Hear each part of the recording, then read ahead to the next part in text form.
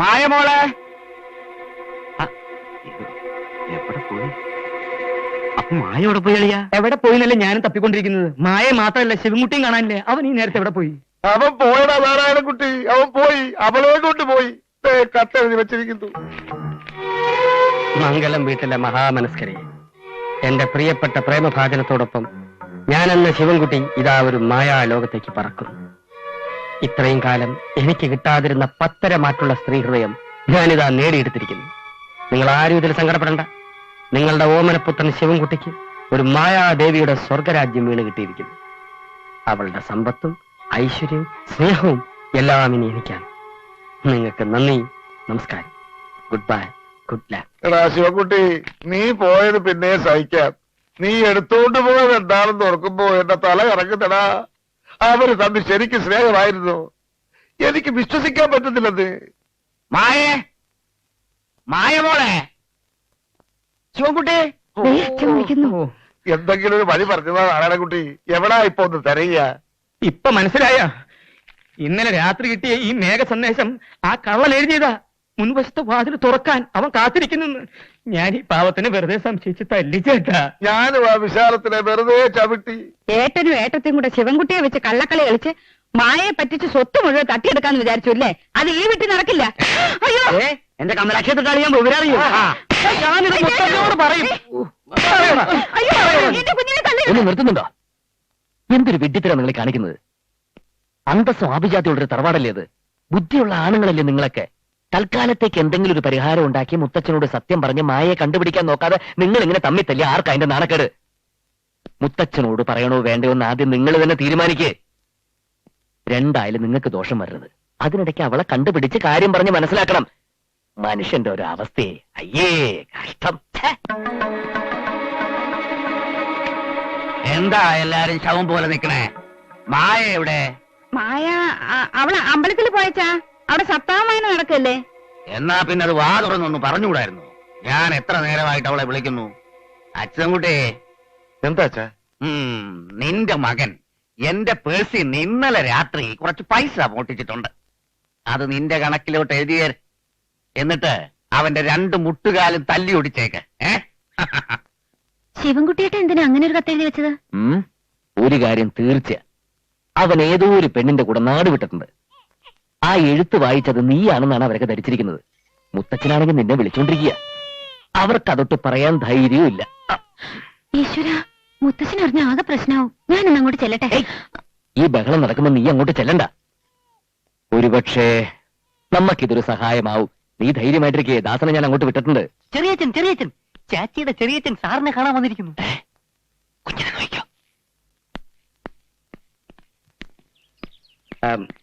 ഡോക്ടറോട് ഒരു കാര്യം പറയാനുണ്ട്, ഒന്ന് വന്നേ. അയ്യേ, അതൊന്നും ശരിയാവില്ല. എന്റെ വൈഫ് സമ്മതിക്കില്ല. ഞങ്ങൾ ഡോക്ടറുടെ കാല് പിടിക്കാം.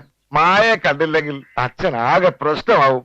മായ അമ്പലത്തിൽ പോയി എന്റെ പെണ്ണുകൾ നുണ പറഞ്ഞതാ. അച്ഛൻ മായ അന്വേഷിച്ച് അമ്പലത്തിൽ പോയിരിക്കുക. അവിടെ ഒരു സപ്താഹവും ഒരു പുല്ലുമില്ല. എന്തെങ്കിലും ഒരു കള്ളക്കളി കളിച്ചില്ലെങ്കിൽ ഇപ്പൊ ആകെ പ്രശ്നമാവുന്നേ. കുറച്ചേരത്തേക്ക് മതി. നിന്നോട് പറഞ്ഞില്ലേ കയ്യിന്ന് വിടാൻ? അങ്ങനെ പറഞ്ഞാൽ അങ്ങനെ എന്ത് ധൈര്യത്തിലാണ് ഞാൻ അവളെ അങ്ങോട്ട് അയക്കുന്നത്? ഞങ്ങളുണ്ട്. മാനസേശ്വരിയുടെ മേത്ത് ഒരു തരി മണ്ണ് വീഴാതെ ഞങ്ങൾ നോക്കാം. നീ പോയി മായയുടെ സാരി ബ്ലൗസും വേഗം എടുത്തുകൊണ്ട് വാ. ഡോക്ടർ സമ്മതിക്കും. ചെല്ല്, സമ്മതിക്കും. അതിനവൾക്ക് ആകെ 5-10 മലയാളമാക്കി അറിയൂ. മാത്രമല്ല പരമാനന്ദിക്ക് അത് ഇഷ്ടാവില്ല.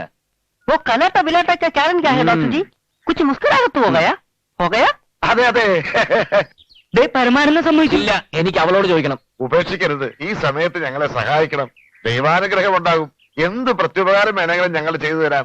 എനിക്കൊന്ന് ആലോചിക്കണം. തുടരുത്, ആലോചിക്കട്ടെ. പിടികിട്ടിയ അവളെ മായയെ പോലെ വേഷം കെട്ടിച്ച് മുത്തച്ഛന്റെ മുമ്പിൽ കൊണ്ടുപോയി നിർത്തണം. അത്രയല്ലേ ഉള്ളൂ. അത് ഞാൻ ചെയ്യാം. നിങ്ങൾ ഓർത്തിട്ടൊന്നുമല്ല, ഒരു പ്രായമായ മനുഷ്യന്റെ മനസ്സ് വേദനിക്കണ്ടല്ലോ എന്ന് ഓർത്തിട്ടാ. ഞാൻ പറഞ്ഞ അവള് കേക്കും. പക്ഷേ ഒരു കാര്യം, അനാവശ്യമായിട്ട് ആരെങ്കിലും അവളെ ചുറ്റിപ്പറ്റി എന്തെങ്കിലും പ്രശ്നങ്ങൾ ഉണ്ടായാൽ ഒരു ഈച്ച ആ ഭാഗത്ത് പറക്കില്ല.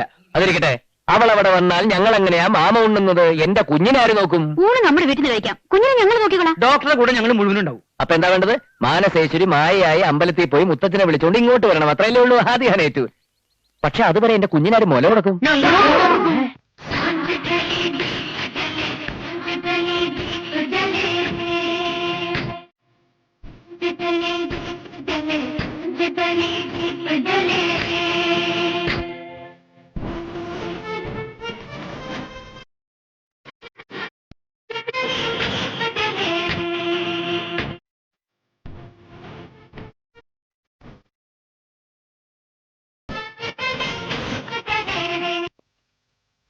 ഹലോ, ഇവിടെ നിന്ന് വെട്ടി വിഴിയിക്കോ.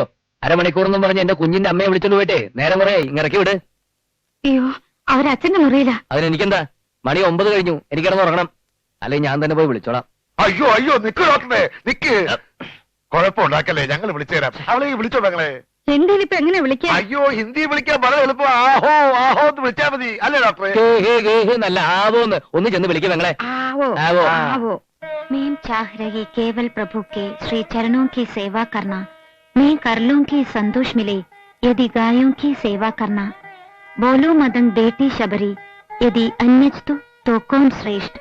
तुझ में तो प्रभु ही बोल रहे निश्चय होगी तू भक्त श्रेष्ठ। आंखों भर आई शबरी की। आवो आवो। ആരാ?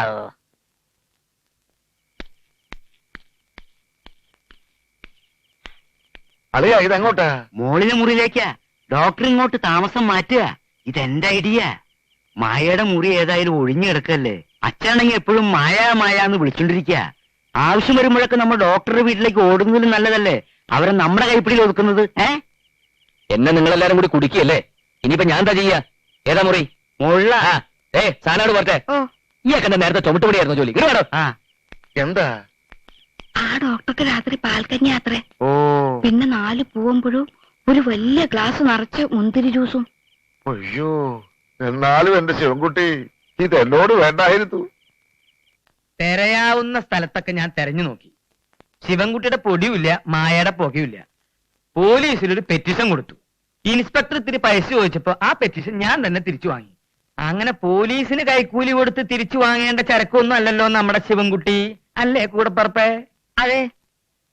ഇവിടത്തെ കാര്യങ്ങളൊക്കെ എങ്ങനെയുണ്ട്? ഒരുവിധം സുഖമായിട്ട് പോകുന്നുണ്ട്. പിന്നെ ആ ഡോക്ടറും ഭാര്യയും കുഞ്ഞും താമസം ഇങ്ങോട്ട് മാറ്റി. ഞങ്ങളൊക്കെ പട്ടിണിയിലാ. ഓരോ ദിവസത്തെ ചെലവ് കാണുമ്പോ കണ്ണില് വെള്ളം നിറയും. അച്ഛന് ഒരു സംശയവും ഇല്ല. ചറപറാന്ന് അവളോട് സംസാരിക്കുന്ന കാണാം. അതിന് അവക്കെന്ത് മനസ്സിലാവാനാ? അതിന് മലയാളം അറിയോ? അളിയോ, ഞാൻ ആ കുട്ടിയോട് സുഖമാണെന്ന് ചോദിച്ചു. എടുത്ത വഴിക്ക് അവളെ അച്ഛാന്ന് പറഞ്ഞു. അച്ഛന് വിളിച്ചപ്പോ പിന്നെ ഞാൻ ഒന്നും ആ മിണ്ടാൻ. പിന്നെ അച്ഛൻ അവളോട് വക്കീലിനെ വിളിക്കാൻ പറയണത് കേട്ടു. ഏത് വക്കീല്? അവള് തന്നെ വക്കീല്, വേറെ ഏത് വക്കീല്?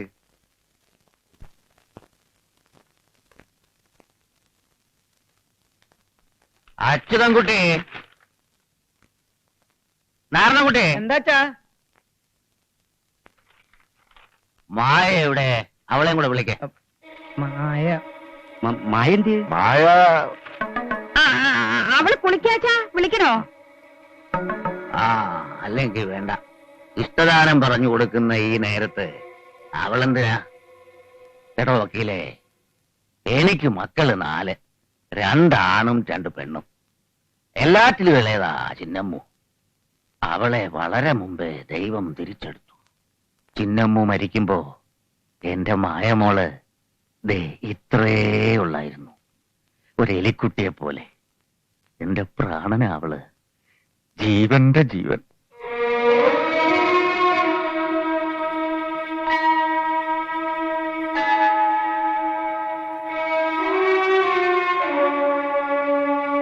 അവളൊന്ന് കരഞ്ഞാ മതി, എന്റെ പ്രാണൻ മുറുകും. എന്നെ ചതിക്കാത്ത, മറിച്ചൊരു വാക്ക് പറയാത്ത ആ കുഞ്ഞിനുള്ളതാ എന്റെ ശേഷിക്കുന്ന സ്വത്ത് മുഴുവൻ. അവളുടെ കല്യാണത്തിന് മുമ്പ് എനിക്കതൊന്ന് എഴുതി വെക്കണം. ഇതാ, ഇവർക്കെല്ലാം ഞാൻ നേരത്തെ തന്നെ ആവശ്യത്തിലധികം കൊടുത്തിട്ടുണ്ട്. എല്ലാം വായിച്ച് എനിക്കൊരു ഇഷ്ടദാനം എഴുതി തരണം. എടാ, ഞാനീ പറഞ്ഞതൊക്കെ ഹിന്ദിയിലോ ഇംഗ്ലീഷിലോ ഈ കുട്ടിക്കൊന്ന് പറഞ്ഞു കൊടുക്കണം. ഇങ്ങട് വാ. ചതിയായിപ്പോയല്ലോ മകളെ. കമലാക്ഷി, നമുക്കൊന്നുമില്ലേ?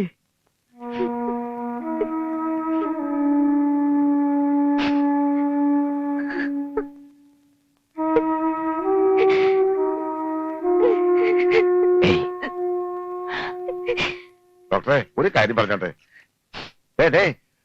ചോറ്റാനിക്കര പേടാപ്പി കേസ്റ്റേ തോട്ടം ഈ അച്യുതൻകുട്ടി എഴുതി രജിസ്ട്രേഷൻ കൊടുക്ക്. ഇതിന്റെ അപ്പുറത്ത് വെക്കണ വയല് തോട് ഫുള്ളായിട്ട് എന്റെ പൊന്നു ഡോക്ടറെ, എനിക്ക് ഇംഗ്ലീഷ് ഹിന്ദി ഒന്നും അറിയില്ല. അച്ഛന് തലയ്ക്ക് നല്ല സുഖമില്ല. ഈ കുട്ടിക്കാണെങ്കിൽ അച്ഛൻ പറഞ്ഞോട്ട് മനസ്സിലായിട്ടുമില്ല. ഇഷ്ടദാനത്തിൽ ഇപ്പൊ എന്താ എഴുതി വെച്ചിരിക്കണമെന്ന് അച്ഛൻ അറിയാനൊന്നും പോണില്ല. വടക്കേ വയലും കളപ്പുരയും എനിക്ക് തരാന്ന് അച്ഛൻ പണ്ടേ പറഞ്ഞിട്ടുള്ളതാ. നമ്മൾ തമ്മിലൊരു ചെറിയ അഡ്ജസ്റ്റ്മെന്റ്. ചോറ്റാനിക്കര അച്ഛനൊരു തോട്ടമുണ്ട്. മായക്കൊന്നും നോക്കി നടത്താനാവില്ല. ഡോക്ടർ പറഞ്ഞാൽ ഭാര്യ അത് എന്റെ പേരിൽ എഴുതി വെക്കും. എന്ത് കമ്മീഷൻ വേണമെന്ന് പറഞ്ഞാ മതി.